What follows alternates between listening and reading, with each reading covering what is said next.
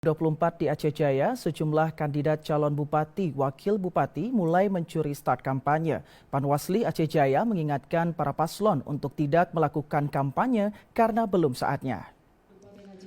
Sebagai upaya pencegahan terjadinya pelanggaran kampanye sebelum memasuki tahapan masa kampanye, para paslon Bacakada di Aceh Jaya diimbau untuk tidak melakukan agenda yang merusak pelaksanaan Pilkada 2024. Imbauan tersebut disampaikan Panwasli Pilkada Aceh Jaya mengingat sejumlah paslon yang telah mendaftar sebagai Bacakada mulai melakukan serangkaian kegiatan yang berbentuk mengajak masyarakat untuk memilih.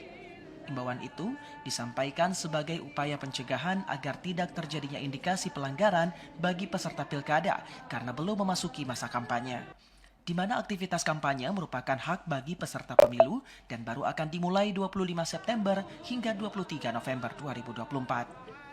Ketua Koordinator Divisi SDM, Organisasi dan Diklat Panwasli Kabupaten Aceh Jaya, Azwar Anas menyampaikan, sejauh ini pihaknya melihat adanya sejumlah kandidat bupati, wakil bupati yang membuat pertemuan dengan tim-tim yang ada di setiap kecamatan.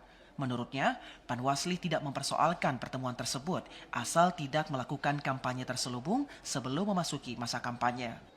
Kami menghimbau kepada seluruh paslon untuk menahan diri dalam rangka mengeluarkan narasi-narasi untuk dukungan ataupun pencoblosan nanti di 27 November. Tapi permasalahan para paslon ingin membuat tim dan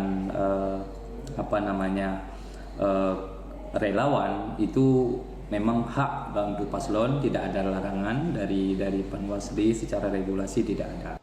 Para paslon diminta untuk menahan diri dalam rangka mengeluarkan narasi-narasi dukungan, salah satunya dengan tidak melakukan kampanye tertutup dengan mengumpulkan banyak orang dan berbagai orasi-orasi yang menjurus kampanye. Dari Aceh Jaya, Musliadi, TVRI melaporkan.